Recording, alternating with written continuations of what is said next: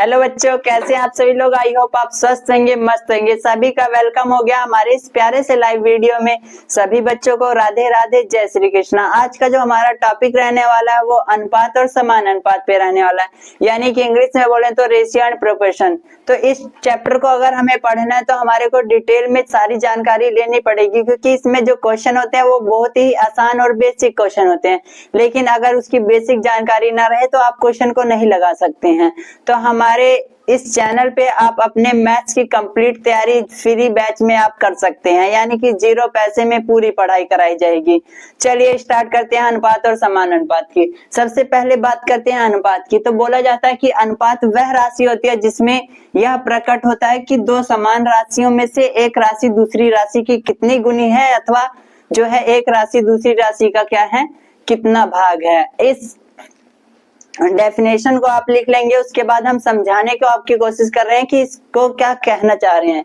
बोल रहे हैं राशि P और Q के अनुपात को हम P बटे Q भी लिखा जा सकता है, या फिर P रेशियो Q भी लिखा जा सकता है। ये छोटी सी बात है। आगे बोल रहे हैं कि अगर हमें दो राशियों के बीच में अगर हमें अनुपात निकालना है, क्या निकालना है, अनुपात निकालना है, तो बोल रहे हैं वो समान राशि की होनी चाहिए। यहाँ पे क्या बोले हैं, समान राशि की। इसका मतलब क्या है, जैसे कि एक मैंने बोला 5 रुपए व 200 पैसे का अनुपात ज्ञात करना है। अनुपात ज्ञात करो। अगर हमें 5 रुपए और 200 पैसे का अनुपात निकालना है तो हम डायरेक्ट नहीं निकाल सकते।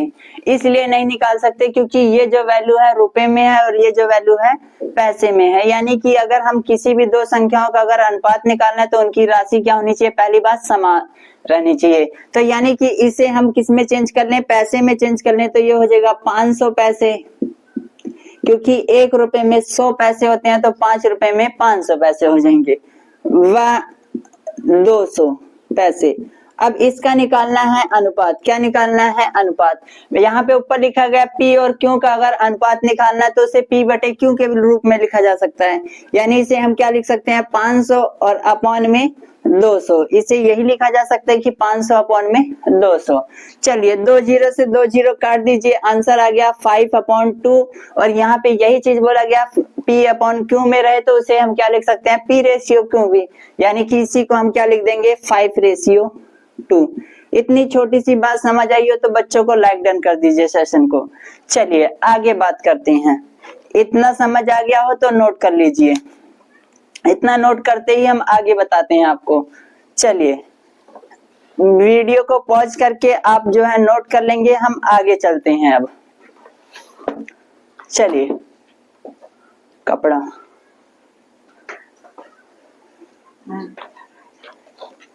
चलिए इरेज करते हैं इसे।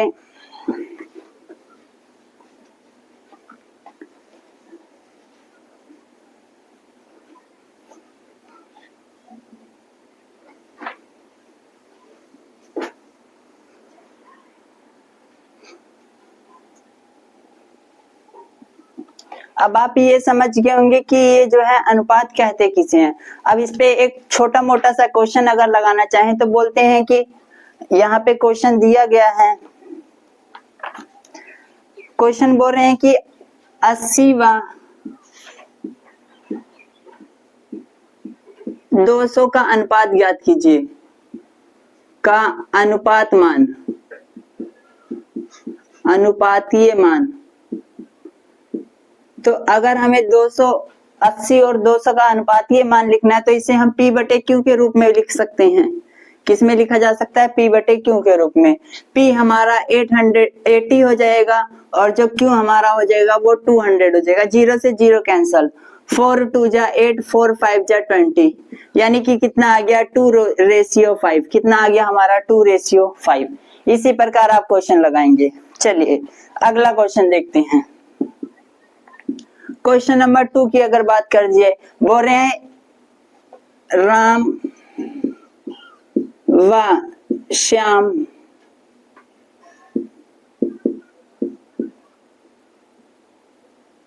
के वेतन का अनुपात, वेतन का अनुपात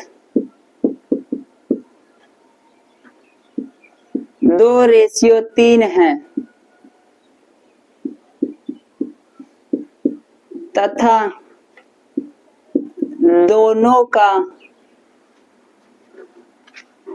दोनों का वेतन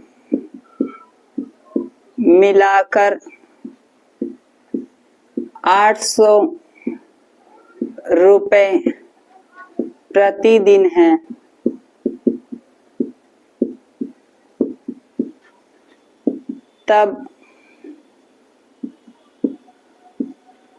तब राम का वेतन ज्ञात कीजिए। तब राम का वेतन ज्ञात कीजिए।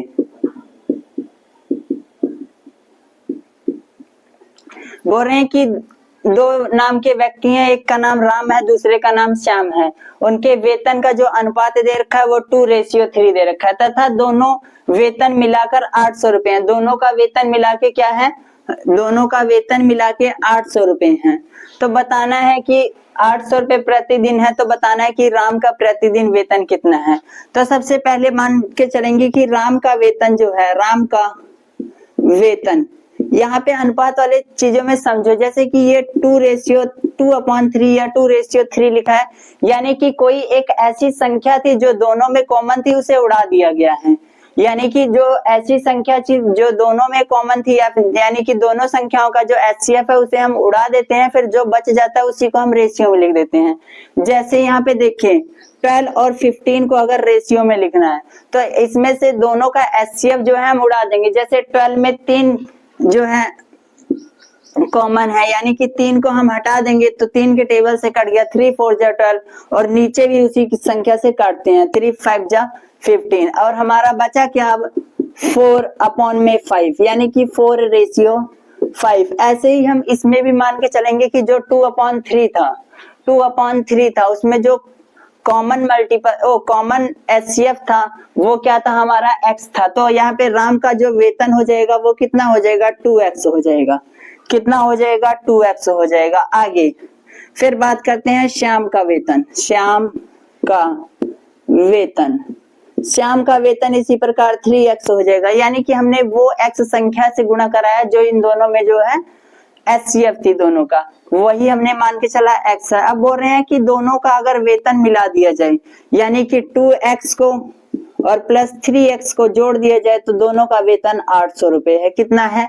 800 रुपए। इसे सॉल्व कर डालिए। 3 में 2 जोड़ेंगे, 3x में 2x जोड़ेंगे तो 5x हो जाता है। कितना हो जाता है? 5x equal to 800। तो x बराबर क्या हो जाएगा? 800 और अपॉन में 5 चला आएगा, दौड़ा 5 1 जा 5, बचा कितना? 3 और 3 के साथ 0 चिपका दिए तो 30 बन जाता है। तो 5 6 जा 30 और 0 था लगा दिए, यानी कि जो x की वैल्यू आई वो 160 आई। कितनी आई है? x की जो वैल्यू आई है वो 160 आई हुई है। इसी x की वैल्यू को यहाँ पे चिपका दीजिए, इसी x की वैल्यू यहाँ पे मल्टीप्लाई करा दीजिए और आंसर आ जाएगा आपका। तो x की वैल्यू अगर मल्टीप्लाई कराएं तो 2 मल्टीप्लाई 160 हो जाएगा। चलिए, और यहाँ पे 3 मल्टीप्लाई 160 हो जाएगा। तो 16 2 जा 32 और 0 लगा दिया तो 320 रुपीज आ गया। और यहाँ पे 16 3 जा 48 और 0 लगा दिया तो 480 रुपीज हो जाएगा। यानी कि जो राम का वेतन था वो 320 था और जो शाम का वेतन था वो कितना था? 480 था। इस प्रकार हम ऐसे क्वेश्चंस को लगाएंगे जिसमें हमारे को किन्हीं दो चीजों का रेशियो दिया होगा और उनका योगफल दिया होगा। तो हम ऐसे करेंगे कि उनका फैक्टर x मान लेंगे, फिर उसे हम लिख के जो है उन्हें जोड़ के जो है इक्वल टू में जितना भी उनका योगफल रहेगा उसे लिख देंगे और वहां से x की वैल्यू निकाल के x की वैल्यू यहाँ पे मल्टीप्लाई करा देते हैं। ऐसे क्वेश्चन आप जल्दी जल्दी से किताब से कर लेंगे। आगे हम बात करते हैं अगले क्वेश्चन की।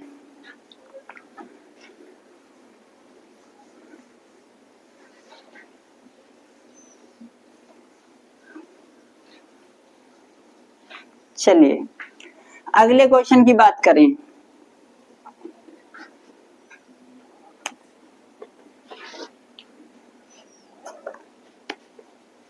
बोल रहे हैं दो संख्याओं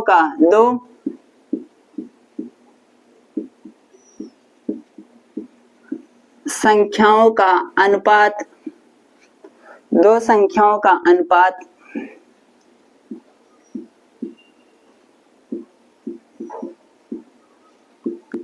5:3 हो,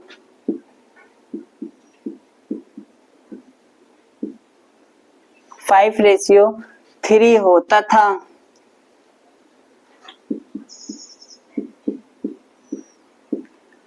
उन संख्याओं का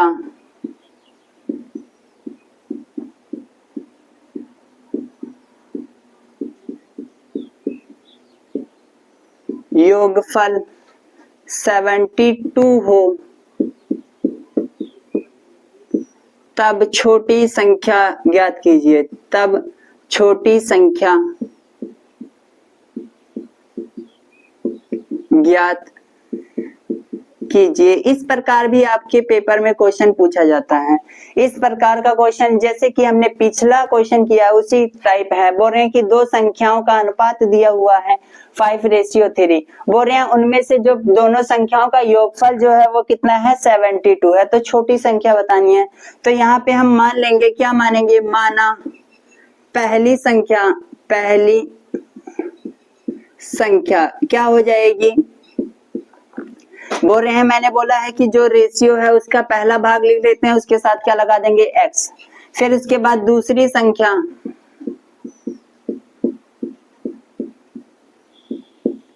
कितनी है 3, उसके साथ लगा देंगे x। मैंने बोला है यहाँ पे क्वेश्चन में बोल रहे हैं इनका योगफल 72 है, यानी कि पहली संख्या और प्लस दूसरी संख्या को जोड़ दिया जाए तो आंसर कितना आ रहा है 72। यहाँ से अगर इन्हें जोड़ेंगे तो 8x हो जाएगा और इक्वल टू 72। यहाँ से x की वैल्यू जो आएगी 72 डिवाइडेड बाय 8 हो जाएगा, क्योंकि यहाँ पे x के मल्टीप्लाई में इक्वल के उस साइड जाते ही डिवाइड में हो जाता है। चलिए आगे बात करते हैं। 8 का टेबल पढ़ेंगे 9 बार, 8 का टेबल 9 बार पढ़ेंगे तो 72 आता है। यानी जो हमारी x की वैल्यू आई वो 9 के बराबर है। यहाँ पे यही x की वैल्यू मल्टीप्लाई करा दीजिए तो 5 × 9 हो जाएगा, यानी कि 45 हो जाएगा। और यहाँ पे अगर 5 की मल्टीप्लाई कराएं तो 3 × 9 हो जाएगा, तो 3 9 जा 27। अब इन दोनों को जोड़ने पे देखिए 72 आ रहा है। सबसे पहली बात जो क्वेश्चन में दिया था, बोल रहे हैं कि क्वेश्चन में कि छोटी संख्या बताइए, तो छोटी संख्या कौन सी है 27 है। छोटी संख्या क्या है 27 और बड़ी संख्या कौन सी है 45। ऐसे आप क्वेश्चन को लगा लेंगे। चलिए अगले कॉन्सेप्ट पे बात करते हैं, इतना नोट डाउन करेंगे जल्दी से। उसके बाद बात करते हैं कि अगर रेशियो दूसरे रूप में होता है, जैसे मान के चलें कि कोई रेशियो है वो 1/a, रेशियो 1/b और रेशियो 1/c हो।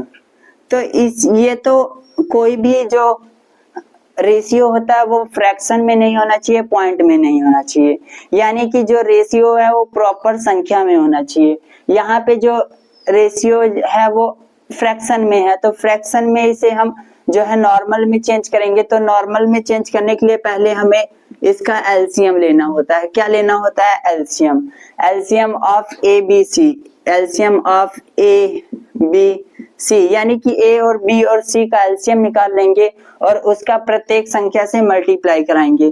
तो क्या हो जाएगा एलसीएम मल्टीप्लाई 1/a और ratio LCM multiply 1/b, ratio LCM multiply 1/c। इस प्रकार हम करेंगे, ये हमारा फॉर्मूला है। फिर इसे काट पीट के जो आंसर बचेगा वही हमारा क्या हो जाएगा, वही हमारा प्रॉपर नंबर में फ्रैक्शन हो जाएगा, अनुपात हो जाएगा, रेशियो हो जाएगा। चलिए इस पे एक क्वेश्चन लिखते हैं।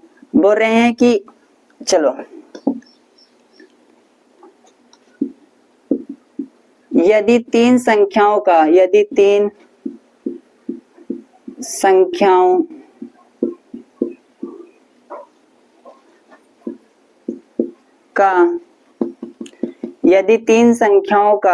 रेशियो यानी कि अनुपात,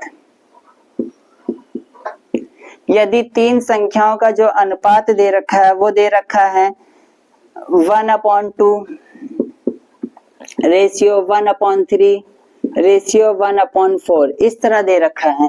तीन संख्याओं का अनुपात 1/2 रेशियो 1/3 रेशियो 1/4 हो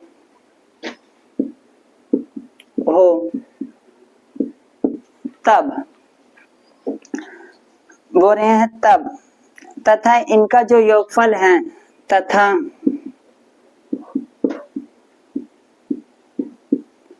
इनका योगफल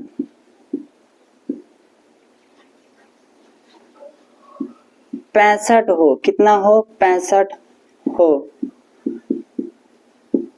तब, 65 हो तब ए का भाग बताइए, ए का भाग बताएं।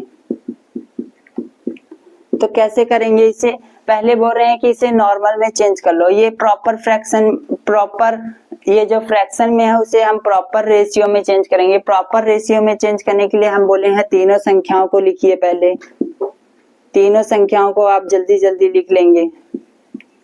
फिर हमने बोला है कि नीचे वाले का एलसीएम ले लेना है।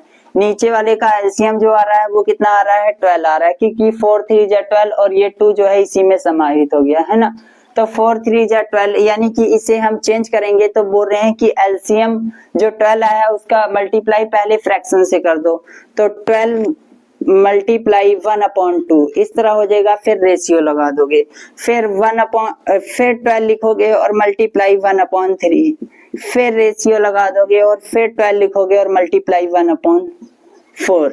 इस तरह अब देखो कट रही है। 2 1 जा 2, 2 6 जा 12, 3 1 जा 3, 3 4 जा 12, 4 1 जा 4, 4 3 जा 12।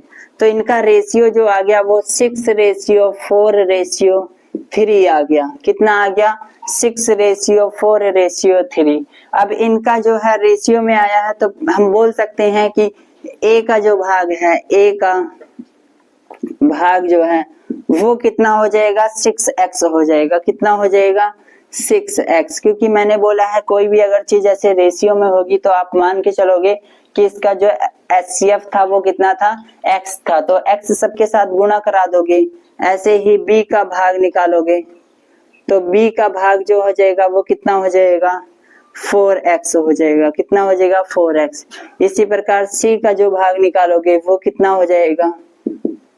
वो हो जाएगा 3x। चलिए इतनी बात समझ आई हो तो आगे देख लेते हैं।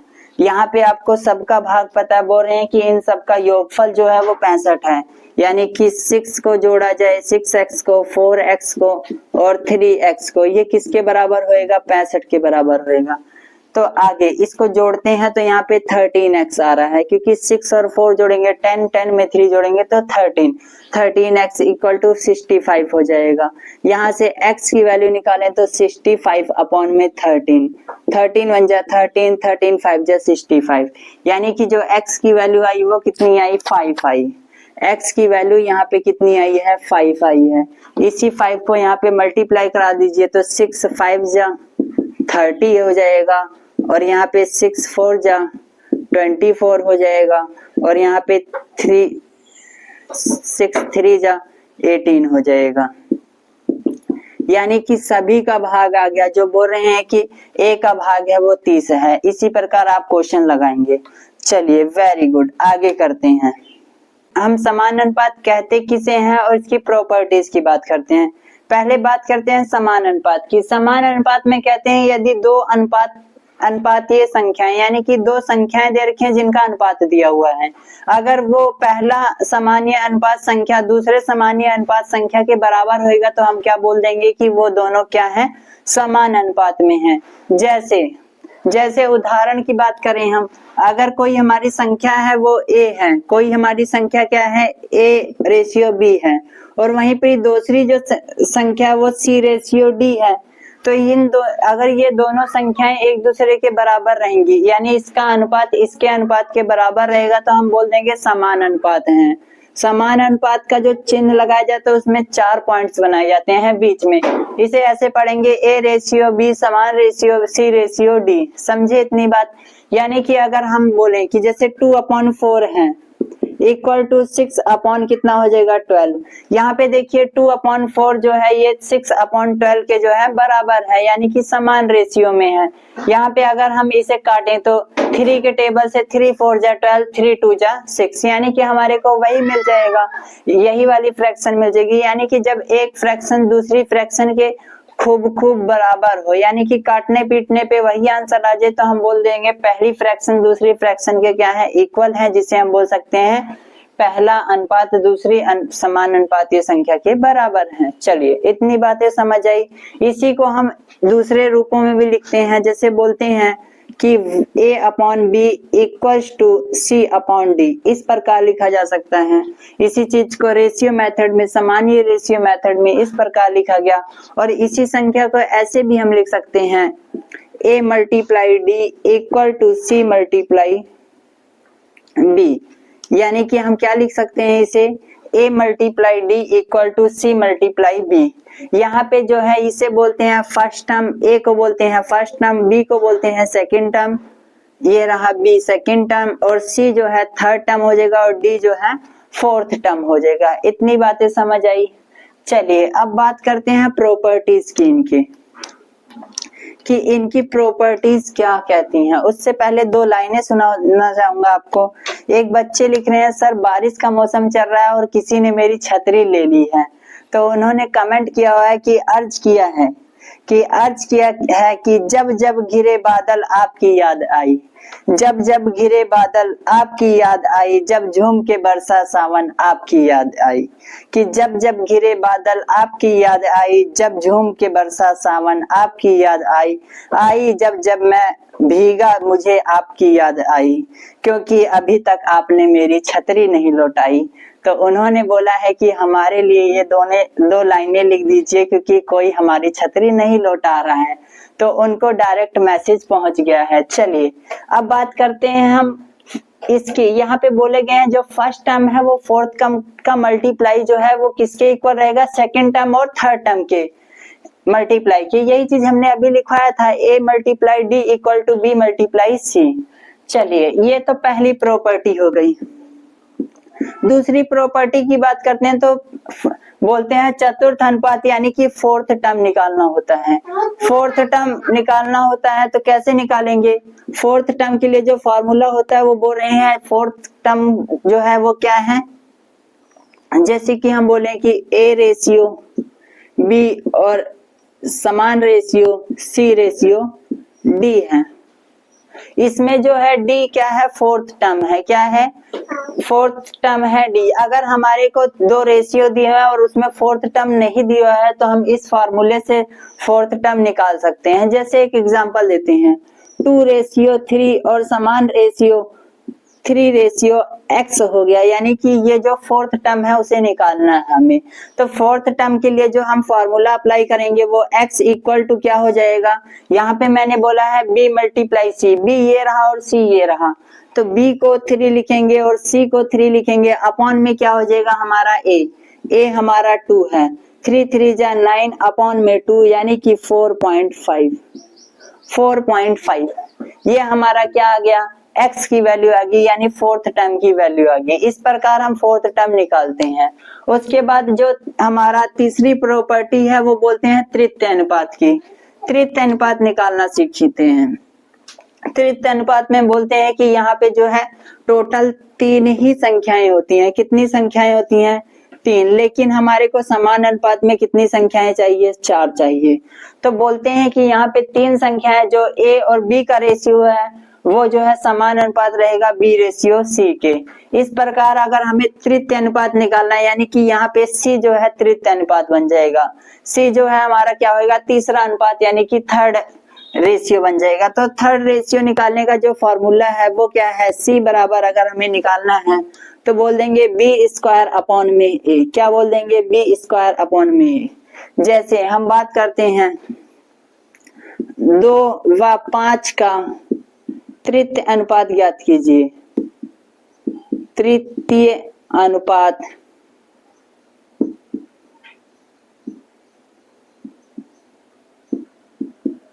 ज्ञात कीजिए। अगर हमारे को 2 और 5 का तृतीय अनुपात ज्ञात करना है तो फॉर्मूला हो जाएगा C और equal to B square upon में ए। बी मतलब दूसरी संख्या जो 5 है, यानी कि 5 का स्क्वायर कर देंगे अपॉन में ए जो है जो 2 है। चलिए 5 का स्क्वायर यानी कि 25 हो जाएगा अपॉन में 2 यानी कि 12.5 आ जाएगा। इस प्रकार लगाएंगे।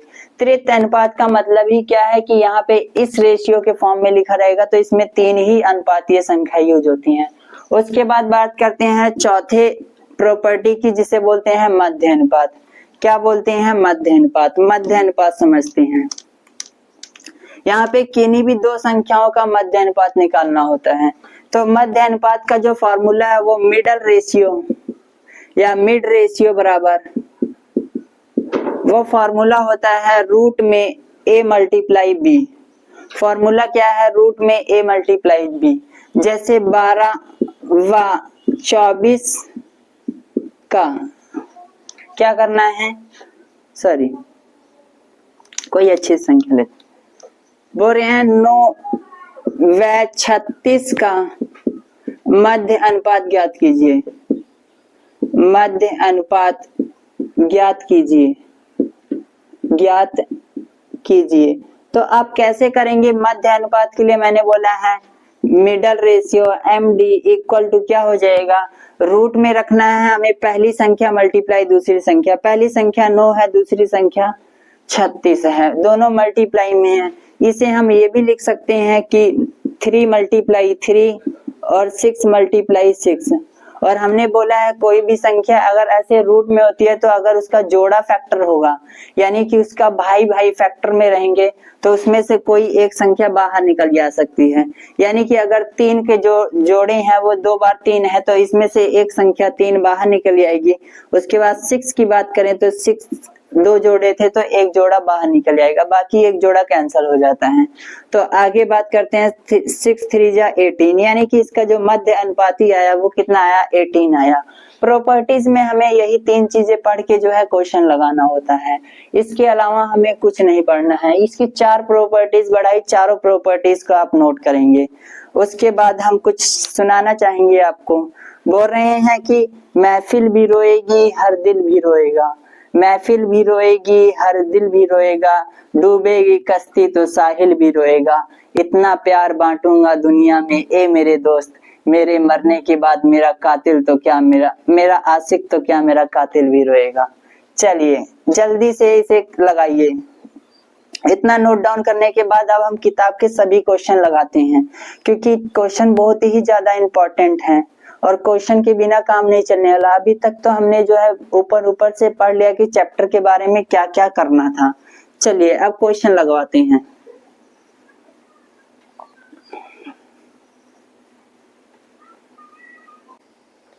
चलिए अब स्टार्ट करते हैं, बात करते हैं क्वेश्चनों की। पहला क्वेश्चन बोल रहे हैं, नोट करेंगे, राम और श्याम के धन का जो अनुपात दे रखा है वो कितना है? 5:4 है। यदि राम के पास 3000 रुपए हो तो श्याम के पास कितने होंगे? चलिए इसे देखते हैं। बोल रहे हैं राम और श्याम का अनुपात दिया हुआ है। राम और श्याम का जो अनुपात है वो कितना दिया हुआ है? 5:4 दिया गया है। 5:4 दिया गया है। इसका मतलब हम कह लेंगे जो राम के पास कुल राशि है वो कितनी है? 5x है, और श्याम के पास जो राशि है वो कितनी है? 3x रुपए है।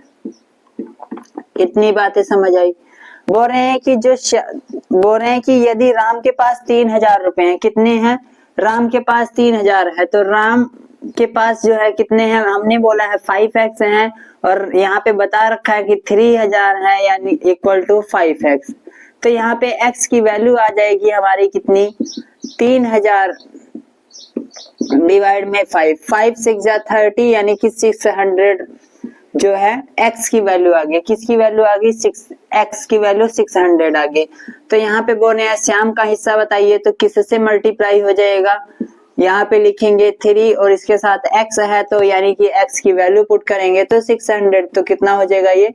1800, यानी कि 1800 रुपीज किसके पास है? चलिए तो श्याम के पास कितने रुपए? सॉरी यहाँ पे 4x था ना, यहाँ पे ऊपर देखिए 4 लिखा हुआ है तो यहाँ पे 4x मानेंगे तो 6 4 जा 24, 2400, यानी कि option number B for Baahubali answer सही हो जाएगा। आगे किताब का दूसरा क्वेश्चन देखते हैं। किताब का दूसरे क्वेश्चन में बोल रहे हैं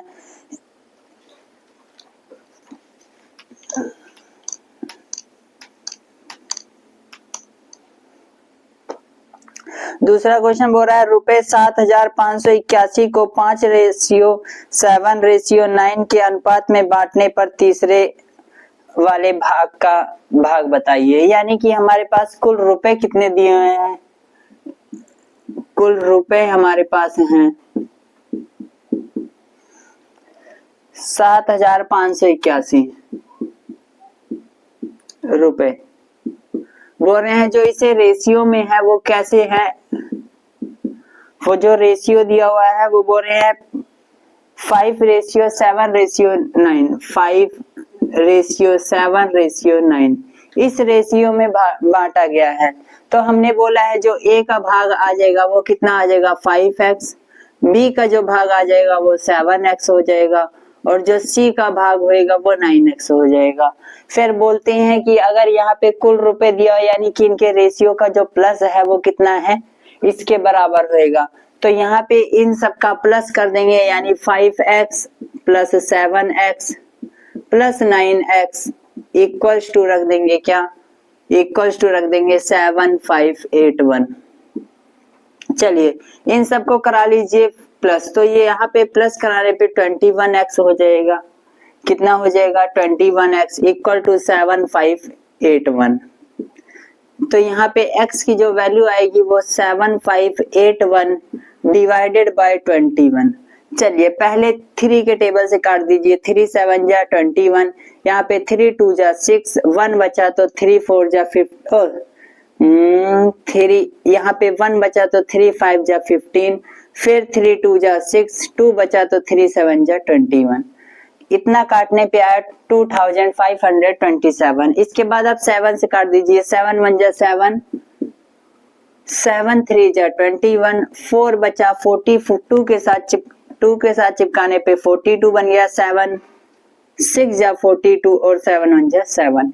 यानी कि जो हमारी x की वैल्यू आई वो कितनी आई 361 आई। कितनी आई 361। इसी x की वैल्यू अगर यहाँ पे पुट कर दी जाए तो तीसरे वाले का भाग बताना था यानी कि 9 मल्टीप्लाई x की वैल्यू 361 मल्टीप्लाई करा दीजिए, आंसर आ गया है 9 1 जा 9, 9 6 जा 54, 5 कैरी 9 3 जा 27 और 5 32। जल्दी से आंसर चेक करिए। यानी कि सी वाले के जो भाग में आया वो 3249 आया, 3249। ऑप्शन नंबर सी फॉर कहो ना प्यार आंसर सही है। चलिए आगे के क्वेश्चन लगाते हैं। बोल रहे हैं कि 70 मैलन मिश्रण को शराब और पानी का अनुपात जो है 5:2 में है, तो उसमें शराब और पानी कितना है। चलिए ये भी आप कर लेंगे, जैसे पहला क्वेश्चन कराया हूं उसी के हिसाब से है। यानी कि जब दोनों का मिश्रण दिया होगा, बोल रहे हैं दोनों को अगर पानी और शराब को मिला दिया जाए तो मिश्रण हमारा कितने लीटर बना हुआ है।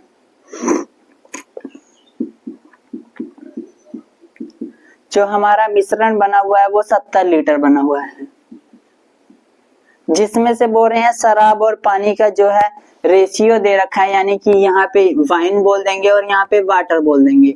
वाइन और वाटर का जो रेशियो है वो 5:2 है, 5:2 है। यानी कि कुछ लीटर पानी होएगा और कुछ लीटर वाइन्स होएगी। तो वाइन्स को जो हम अगर हम वाइन्स लिखना चाहें तो 5x बोल सकते हैं और जो हमारा वाटर है वो कितना है 2x है। यहाँ पे बोल रहे हैं दोनों को जोड़ के जो है मिश्रण बना हुआ है, यानी कि किसी भी बोतल में अगर हमने पानी डाला और शराब डाली तो उसमें जो टोटल हो जाएगा वो क्या हो जाएगा, शराब और पानी को मिला के होएगा। इसी प्रकार ये भी है, तो यानी कि हम इसके टोटल, ये लीटर में है ये भी लीटर में है। बोल रहे हैं 5x को 2x के साथ जोड़ दिया जाए तो वो कितने लीटर के बराबर है, 70 लीटर के। यहाँ पे x की वैल्यू आ जाएगी 7x इक्वल टू 70, तो x इक्वल टू 10 आया। इसी 10 को यहाँ मल्टीप्लाई करा दीजिए तो 5 10 जा 50 और 5 2 जा 10 टू जा 20, यानी कि 20 लीटर वाटर था और 50 लीटर क्या थी, वाइन्स की। तो इसने पूछा है तो उसमें शराब और पानी की मात्रा बताइए, तो यहाँ पे हो जाएगा 50 लीटर शराब है और 20 लीटर क्या है, पानी है। Very good. चलिए आगे वाला क्वेश्चन लगाते हैं हम। क्वेश्चन नंबर 3 की बात करते हैं, क्वेश्चन नंबर 4 की बात करते हैं। 5:x इक्वल रेशियो यानी कि समान रेशियो 3:15 है। 3:15 है। यहाँ पे x की वैल्यू बतानी है, तो कैसे करेंगे, देख लीजिए। यहाँ पे निकालना है सेकंड टर्म। कौन सा निकालना है, सेकंड टर्म। यहाँ पे मैंने एक फॉर्मूला भी बताया था आपको। वो फॉर्मूला क्या कह रहा था कि अगर हम बाह्य नंबर्स का मल्टीप्लाई कर दें और इक्वल टू में अंदर वाले नंबर्स का मल्टीप्लाई कर दें तो वो बराबर होता है। यानी कि 5 और 15 को अगर मल्टीप्लाई कराया जाए तो वो किसके बराबर होगा, x मल्टीप्लाई 3 के। यानी कि a multiply d equal to b multiply c। वही चीज हमने फॉर्मूला लिखा है। आगे यहाँ पे ये 3 जो है x के मल्टीप्लाई में इधर आके डिवाइड में हो जाएगा, तो 5 मल्टीप्लाई 15 अपॉन में 3 इक्वल टू x। x की वैल्यू निकालनी है, 3 5 जा 15, यानी कि जो x की वैल्यू आई वो 5 5 जा 25 आई। जल्दी से आंसर इसे भी लगा देंगे। Option number D for Devasena. चलिए आगे बात करते हैं। बोल रहे हैं 10 और 2 का तृतीय अनुपात निकालना है। जब मैंने बोला है, इसमें बोले हैं 10 और 2 का तृतीय अनुपात किस प्रकार निकालेंगे,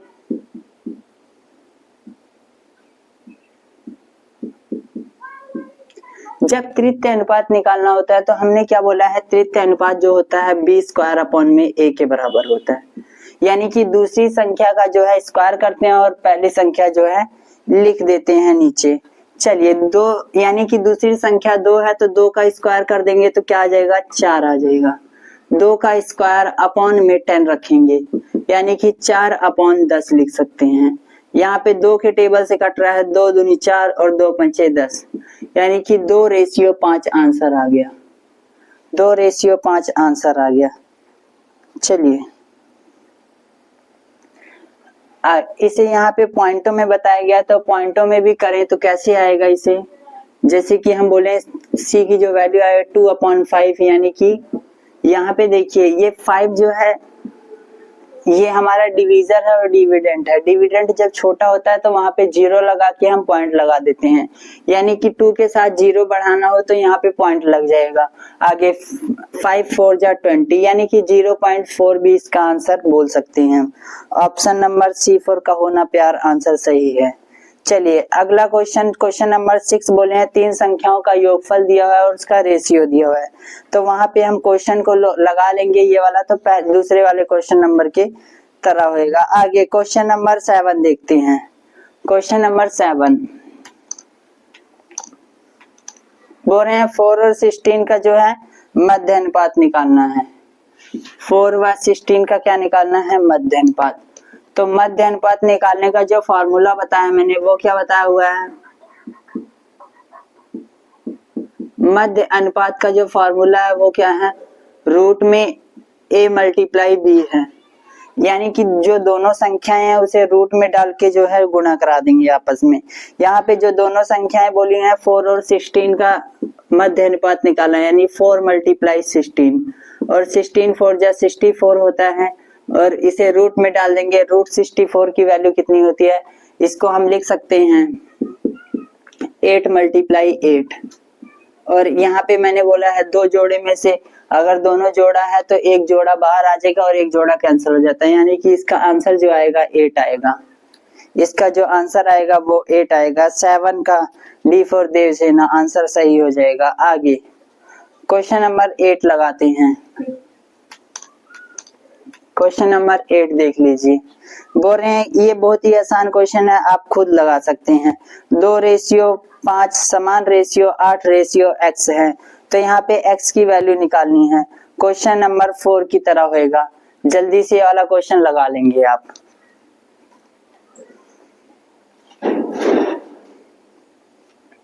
चलिए आगे बात करते हैं। तो आगे बात करते हैं, बोल रहे हैं 18, फिर क्वेश्चन नंबर 9 भी आप कर लेंगे, 10 भी आप कर लेंगे।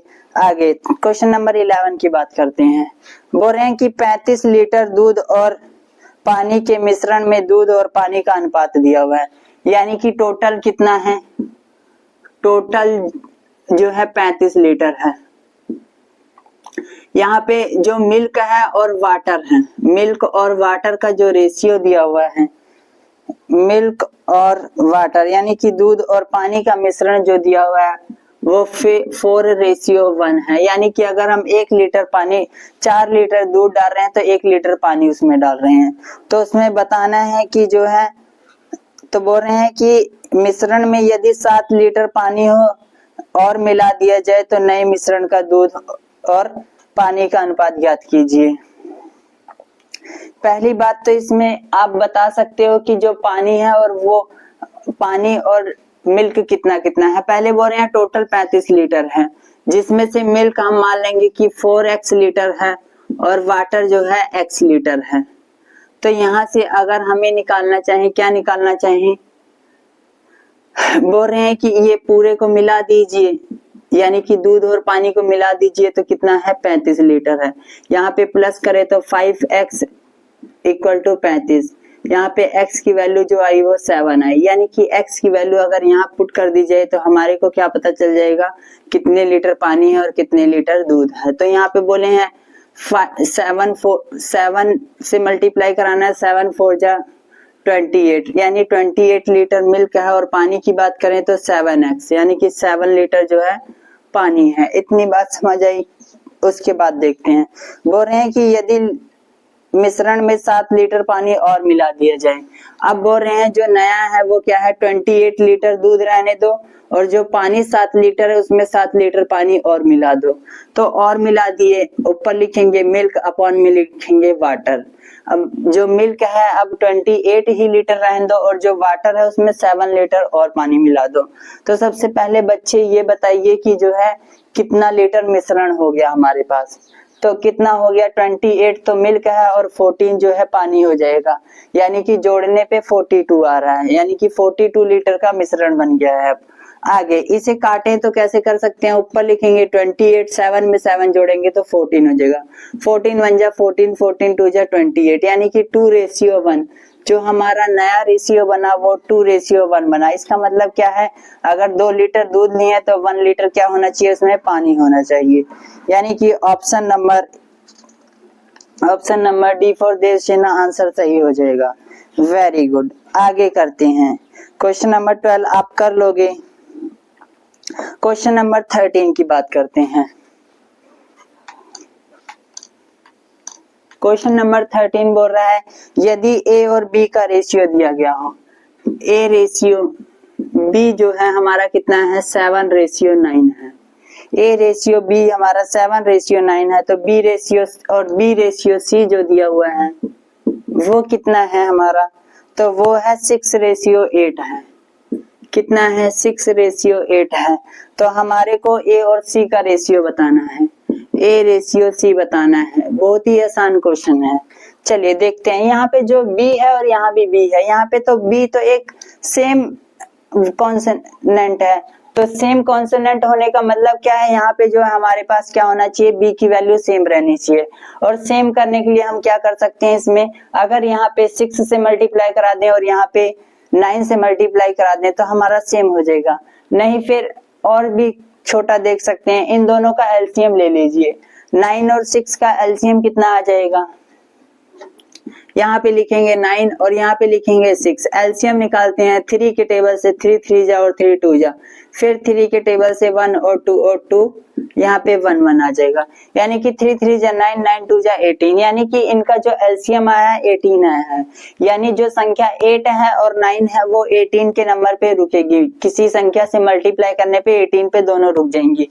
यानी यहाँ पे 2 से मल्टीप्लाई करा दें तब ये 18 पे रुक जाएगा और यहाँ 3 से करा दें तब ये 18 पे रुक जाएगा। तो यहाँ पे हम ये भी बोल सकते हैं जो इसका सेम रेशियो यानी कि समान अनुपात बन सकता है वो क्या बनेगा, वो बोलेंगे 14:18, यानी कि हम इसे 14:18 भी लिख सकते हैं। उसके बाद यहाँ पे किससे कराया जाए, तो 3 से कराना है। तो 3 6 जा 18 हो जाएगा और 8 3 जा 24, यानी कि ये समान रेशियो अगला हमने ये बना लिया। यहाँ पे देखिए अब b की वैल्यू सेम है, b की वैल्यू क्या है इसमें सेम है, तो a और c का रेशियो जो हमारा आ गया वो क्या आ गया, ये रहा a ये रहा c, यानी कि 14 रेशियो 24 आ गया। आगे कट रहा है तो काट दीजिए, 2 7 जा और 2 12 जा, यानी कि जो a और c का रेशियो है वो 7 रेशियो 12 आया। इसी प्रकार आप क्वेश्चन लगाएंगे। ऑप्शन नंबर C4 का होना प्यार है आंसर सही हो जाएगा। आगे देखते हैं, 14 आप कर लेंगे, 15 का देख लेते हैं। 15 में बोल रहे हैं विलोम अनुपात निकालना है। क्या निकालना है, विलोम अनुपात। तो विलोम अनुपात किस प्रकार निकालते हैं वो देख लेते हैं। क्वेश्चन नंबर 15, पहले एक कॉन्सेप्ट समझोगे, जो विलोम अनुपात होता है, विलोम अनुपात, इसी को बोलते हैं व्युत्क्रम अनुपात। क्या बोलते हैं, व्युत्क्रम अनुपात। इंग्लिश में बोलते हैं इनवर्स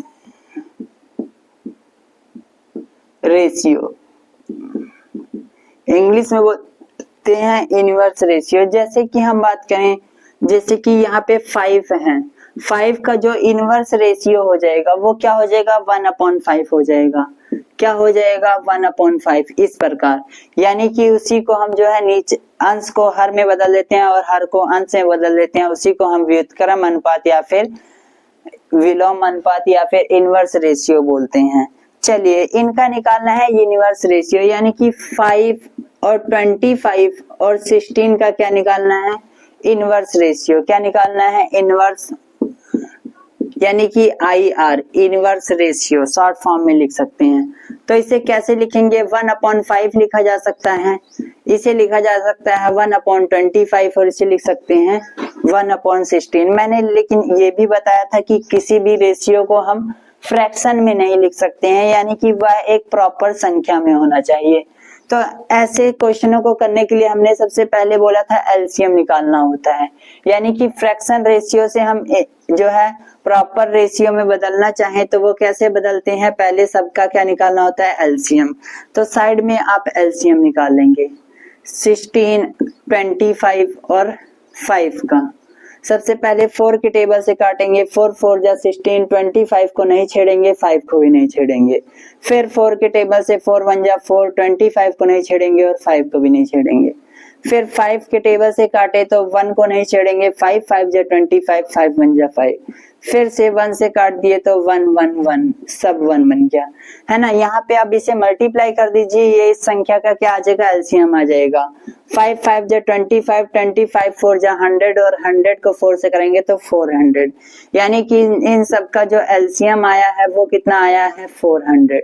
और मैंने फॉर्मूला आपको बताया था, जैसे कि अगर 1/a है और 1/b है और 1/c है, इसको हमें जो है ये जो है फ्रैक्शन रेशियो में है, तो इसे हम प्रॉपर रेशियो में बदलने के लिए क्या करते हैं, इन सब का एलसीएम इसके साथ मल्टीप्लाई कराते हैं, यानी कि एलसीएम मल्टीप्लाई 1/a ऐसा बताया था।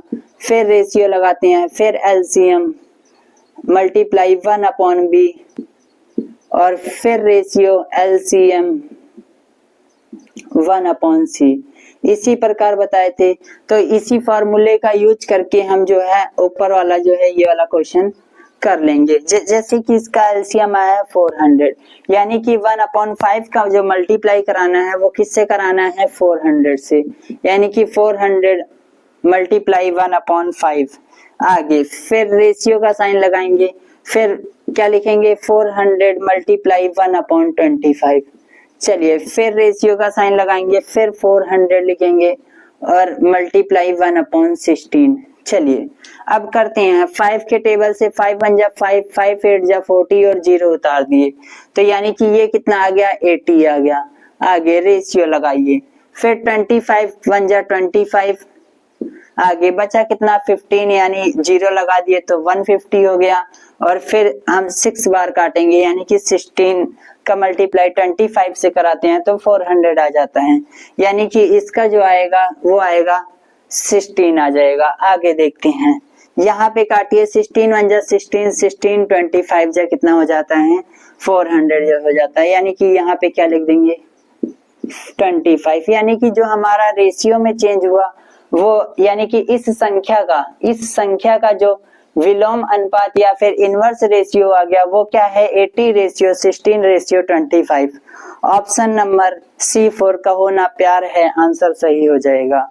आगे देखते हैं, इतने क्वेश्चन आप समझ गए होंगे तो आई होप आप सभी क्वेश्चन लगा लेंगे, क्योंकि सभी क्वेश्चन क्या है इनके इसी प्रकार आसान है और बहुत ही बेहतरीन क्वेश्चन है। इसी प्रकार आप सभी क्वेश्चन लगाएंगे और जिस क्वेश्चन को लगाने में आपको समस्या हो वो हमसे पूछ के जो है आप अपनी समस्या को दूर कर सकते हैं। हमारे व्हाट्सएप चैनल से जुड़ सकते हैं, जिसका जो है हमने नंबर अपने चैनल पे डाल रखा है, या फिर आप अपनी समस्याओं को हमें डायरेक्टली भी बता सकते हैं, यूट्यूब के थ्रू मैसेज करके भी आप बता सकते हैं। यानी कि आपके पास तरीके कई हैं, लेकिन पढ़ना आपको जरूरी है। पढ़ाई कीजिए और क्वेश्चन लगाइए और हमारे चैनल से इसी प्रकार जुड़े रहिए। और आपको पढ़ाने का तरीका हमारा किस तरह लगा उसे भी जो है मैसेज में कमेंट कीजिए और अपने दोस्तों से भी बताइए, ताकि वो अपनी तैयारी को बेहतर कर सकें। हमारे चैनल से जुड़ने के लिए धन्यवाद।